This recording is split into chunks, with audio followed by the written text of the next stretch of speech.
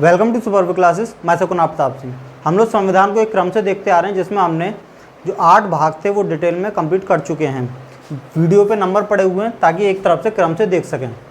आज देखने वाले हैं भाग 9 जो कि पंचायती राज व्यवस्था यानी कि स्थानीय स्वशासन से संबंधित है। देखो, हम थोड़ा इसकी पहले हिस्ट्री देखेंगे और फिर कब संविधान में ये इंक्लूड हुआ उसको भी देखेंगे। दरअसल क्या है, जो सत्ता है, जो गवर्नमेंट है, जो सरकार जो है, वो अपनी शक्ति का विकेंद्रीकरण करने के लिए इस चीज़ की शुरुआत की गई थी। मतलब सत्ता का एक तरह से विकेंद्रीकरण करने के लिए पंचायती राज व्यवस्था को चालू किया गया था ताकि जो सत्ता है वो स्थानीय लोगों पर भी ट्रांसफ़र हो सके। अब बात करें, ये 73वें संविधान संशोधन से ये इसकी शुरुआत हुई थी, पर इससे पहले हिस्ट्री में आ जाता है कि कहाँ से इसकी शुरुआत हुई। तो सबसे पहले जो चोल शासक थे उन्होंने स्थानीय स्वशासन की शुरुआत की थी। उसके बाद में जो वायसराय थे लॉर्ड रिपन, ठीक, इन्होंने भी इसको व्यवस्थित रूप से लागू किया था। लॉर्ड रिपन को हमने देखा था, ये जो भारत के उद्धारक की संज्ञा दी जाती है इन्हें इसीलिए। और जो नियमित जनगणना थी वो भी लॉर्ड रिपन ने चालू करवाई थी, ठीक है, नियमित जनगणना। और स्थानीय स्वशासन की शुरुआत भी इन्होंने की थी, इसलिए इनको भारत का जो उद्धारक है उसकी संज्ञा दी जाती है, मतलब भारत का उद्धार करने वाले के रूप में। इसके बाद में देखें, जब देश आज़ाद हुआ तो जो हमारे नीति निर्देशक तत्व थे उसमें इसके बारे में जिक्र था, स्थानीय स्वशासन के बारे में। लेकिन नीति निर्देशक तत्वों को हमने देखा था कि वो सरकार पर थोपे नहीं जा सकते ज़बरदस्ती। सरकार की मर्जी हो सकती है कि होती है कि उनको लागू करे भी या ना करे। तो नीति निर्देशक तत्वों की ही वजह से जो राजस्थान था उसका जो नागौर जिले में उसने स्थानीय स्वशासन की, पंचायती राज की शुरुआत की थी सबसे पहले। तो ये आ जाता है कि जो संविधान संशोधन हुआ उससे पहले सबसे पहले किस राज्य ने इसकी स्थानीय स्वशासन की शुरुआत की थी, तो वो राजस्थान, ठीक है, सर्वप्रथम राजस्थान ने। उसके बाद में देखा आंध्र प्रदेश ने भी की थी। राजस्थान ने की थी 2 अक्टूबर 1959 को, ठीक।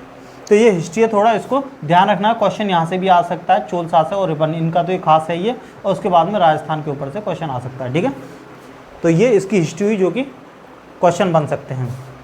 फिर देखते हैं संविधान का प्रोसेस कि संविधान में इसको कब जगह दी गई। तो सबसे पहले 1957 में एक समिति बिठाई गई थी जिसका नाम था बलवंत राय समिति।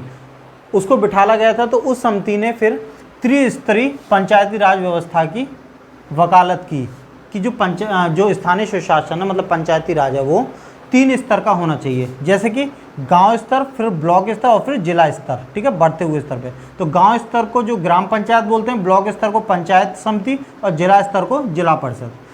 गांव स्तर का जो प्रधान होता है वो मुखिया हो गया, ब्लॉक स्तर का ब्लॉक प्रमुख और जिला स्तर का जो प्रमुख होता है उसको अध्यक्ष बोलते हैं।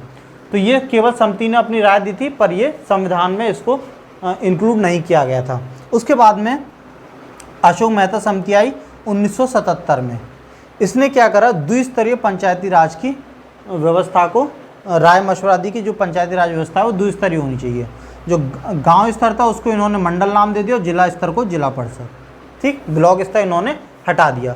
ये भी चीज़ नहीं इंक्लूड हो पाई। उसके बाद में 2-3 समिति और आई, पर जो है सबसे पहली जो समिति है वही ज़्यादा इम्पोर्टेंट रहती है। और क्योंकि ये द्विस्तरीय थी इसलिए इसको भी इंक्लूड कर दिया, ठीक है। बाकी समिति इतना इम्पोर्टेंट नहीं है। इसके बाद में ये बात थी 1957-1977 वगैरह की, पर उसके काफ़ी टाइम बाद में 73वां संविधान संशोधन हुआ जिसमें कि एक नई अनुसूची 11वीं अनुसूची जोड़ी गई थी जो कि पंचायती राज से संबंधित थी। फिर उसके ये क्या था, जो गांव में जो ग्रामीण एरिया है, ग्रामीण क्षेत्र के लिए जो स्थानीय स्वशासन क्षेत्र 2 हैं, एक होता है ग्रामीण क्षेत्र, एक होता है शहरी क्षेत्र। तो ग्रामीण क्षेत्र में जो शासन की व्यवस्था की गई थी वो था 73वां संविधान संशोधन, और जो शहरी क्षेत्रों में जो स्थानीय स्वशासन के लिए 74वां संविधान संशोधन किया गया। ये दोनों ही 1993 में थे। दरअसल 1992 में ये संविधान संशोधन हुआ, 93 से लागू हुए। तो क्वेश्चन अगर आता तो 93 करके आना है, ठीक है। तो जो 73वां संविधान संशोधन हुआ था वो हुआ था ग्रामीण क्षेत्रों के लिए, और जो 74वां हुआ था वो हुआ था शहरी क्षेत्रों के स्वशासन के लिए, मतलब खुद से ही अपने आप शासन करना अपने एरिया में। इसके लिए 11वीं अनुसूची जोड़ी गई थी, और इसके लिए जो शहरी क्षेत्र के लिए जो जोड़ी गई थी वो 12वीं अनुसूची जोड़ी गई थी। तो हम एक तरफ से देखते हैं भाग 9 में, जो कि अनुच्छेद 243, मतलब सारे अनुच्छेद 243 है, पर 243 को बांट दिया गया कै कै गै गै में, इस तरह से। तो ये 243 और उसके बाद में 243 कैसे ड़ तक है, जिसमें 73वें संविधान संशोधन जो 1993 में लागू हुआ था, 11वीं अनुसूची जोड़ी गई थी जो कि ग्रामीण क्षेत्रों में पंचायती राज की वकालत करता है। अब इसकी विशेषता क्या है वो देख लेते हैं। ग्रामीण सुशासन और जो पंचायती राज था, इनको सबसे पहले जो संवैधानिक जो दर्जा मिला था, यहाँ अपनी मर्जी थी, हमने देखा था नीति निर्देशक तत्व तो अपनी मर्जी चलती थी, करे या ना करे, तो कोई राज्य कर देता था, कोई नहीं करता था। ये समिति बनी थी, इन्होंने अपनी राय दी पर इनको इंक्लूड नहीं किया था। पर यहाँ 73वें संविधान संशोधन से इनको संवैधानिक दर्जा मिला। ठीक, इसके बाद में इस संविधान संशोधन के जरिए ग्रामीण क्षेत्रों में त्रिस्तरीय पंचायती राज की व्यवस्था की गई। और वो त्रिस्तर कौन थे? जो बलवंत राय समिति थी, लगभग वही स्तर यहाँ उठा के रख दिए गए। ठीक, तो त्रिस्तर ये वाले थे, किसमें थे? ग्रामीण क्षेत्रों में त्रिस्तर व्यवस्था होगी। ठीक, उसके बाद में इसमें क्या था, जो ग्रामीण क्षेत्र थे उनको 29 विषय दिए गए थे। ठीक है, ये इंपॉर्टेंट हो जाता है। 29 विषय दिए गए थे जो कि स्थानीय होते थे, जैसे स्थानीय कृषि से संबंधित, सड़कों से संबंधित, ठीक, और भी नाली वगैरह होती है, पानी जल निकासी वगैरह, बहुत सारे छोटे मोटे जो विषय होते हैं, ऐसे 29 विषयों पर खुद से कानून या नियम बनाने के अधिकार इनको दिए गए थे। फिर जब इसको संवैधानिक अधिकार मिल गया तो उसके बाद में जो पहला राज्य बना जिसने जो पंचायती राज व्यवस्था लागू की, तो वो था कर्नाटक। और अगर हम सबसे पहले बात करें तो वो था राजस्थान। ठीक है, राजस्थान का नागौर जिला। और जो 73वां संविधान संशोधन के बाद की बात करें तो कर्नाटक। अब बात करें इनका जो कार्यकाल कितना होता था, 5 वर्ष। 5 वर्ष तक ये सदस्य रहते हैं जो भी चुने जाते हैं। उसके बाद में 2/3 बहुमत से इनको बाकी सदस्य, 2/3 बहुमत अगर होता है और सदस्य नेगेटिव वोटिंग करते हैं तो उसको हटाया भी जा सकता है। उम्र जो होती है इसका किसी भी स्तर पर सदस्य बनने के लिए 21 साल उम्र होनी चाहिए कम से कम। आरक्षण तो वो महिलाओं के लिए इसमें एक हर स्तर पर, ठीक है, कई स्तर हैं, तो हर स्तर पर 1/3 जो सीटें होंगी वो महिलाओं के लिए आरक्षित होंगी। अब बात करें इसके जो मुख्य जो सदस्य हैं, बहुत और भी सदस्य होते हैं वीडियो वगैरह, पर जो मेन सदस्य हैं वो इसमें क्या है, कार्यपालिका का काम करता है मुखिया जो प्रधान होता है। न्यायपालिका का काम सरपंच। सरपंच क्या होता है, जो न्याय व्यवस्था होती है उसको देखता है, न्याय करते हैं जा के गाँव में। लेखा जोखा जो रखता है वो होते हैं लेखपाल या पटवारी या कानूनगो। ठीक है, तो ये मेन पंचायती सदस्य हो गए। इसके बाद में आते हैं, ये हो गया ग्रामीण क्षेत्रों के लिए।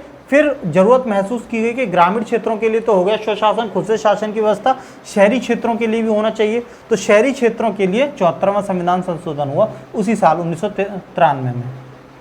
इसमें 12वीं अनुसूची ऐड की गई जो कि नगर पालिका से थी, ये पंचायत। ठीक है, इसमें क्या गया, जो शहरी क्षेत्रों की जो स्थानीय सुशासन था उसको संवैधानिक दर्जा दे दिया गया, संवैधानिक मान्यता मिल गई। इसमें क्या था, शहरी क्षेत्रों में भी जैसे इसमें 3 स्तरीय थे, इसमें भी त्रिस्तरीय शासन की व्यवस्था लागू की गई। वो कौन कौन से थे, पहला नगर पंचायत, फिर नगर परिषद और फिर नगर निगम।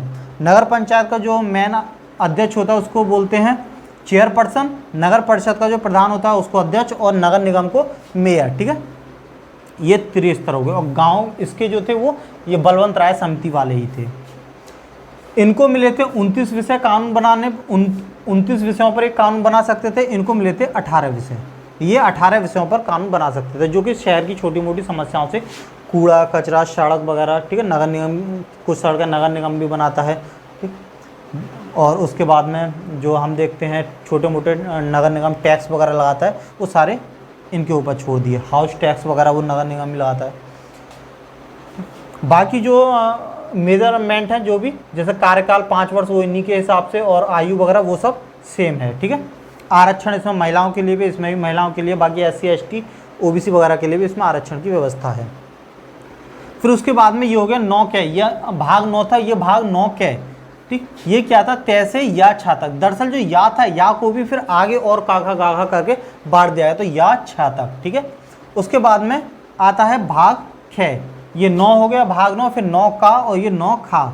इसमें है अनुच्छेद वही रहेगा 243, इसमें या छा हो गया। फिर या छा के बाद में या का जो या को और डिवाइड किया गया था, तो या के जा से या के ना तक भाग 9 के खे को बांटा गया है अनुच्छेद। इसमें क्या था, सहकारिता के बारे में बताया गया है, सहकारिता को इंक्लूड किया गया है। सहकारिता में क्या है कि जो स्थानीय लोग हैं वो मिलकर एक कोई कंपनी बनाते हैं या कोई व्यवसाय चालू करते हैं। वो कंपनी क्या करती है, उसी स्थानीय रूप में जो लोग होते हैं, स्थानीय लोग होते हैं, उनकी भलाई के लिए, उनकी सहायता के लिए वो कंपनी बनाई जाती है। ठीक है, तो उसका उद्देश्य हो गया स्थानीय लोगों की सहायता के लिए, और बनाता कौन है, वही स्थानीय, उसी एरिया के लोग मिलकर वही कंपनी बनाते हैं। सरकार का इसमें क्या योगदान रहता है कि सरकार इन लोगों पर, क्योंकि स्थानीय लोगों की भलाई के लिए होता है, इसलिए इनकी जो इनकम होती है उस पर टैक्स वगैरह कम लगाते हैं, क्योंकि वो इनकम उन्हीं लोगों की भलाई के लिए बाद में लगाई जाती है मोस्टली, तो इसलिए सरकार भी टैक्स वगैरह कम लगाती है। इस तरह से जो भाग 9 था, ठीक, 3 भागों में बांटा हुआ था, वो कंप्लीट हो गया। नेक्स्ट वीडियो में हम भाग 10 को देखने वाले हैं। बाकी मैंने जो हिस्ट्री है उसको 49 वीडियो में मैंने कंप्लीट करा चुकी है, और जो भूगोल है वो 29 वीडियो में कंप्लीट करा चुकी है। आप चैनल पे जाके प्लेलिस्ट में फोल्डर बने हुए हैं, वहाँ से जाके देख सकते हैं। धन्यवाद।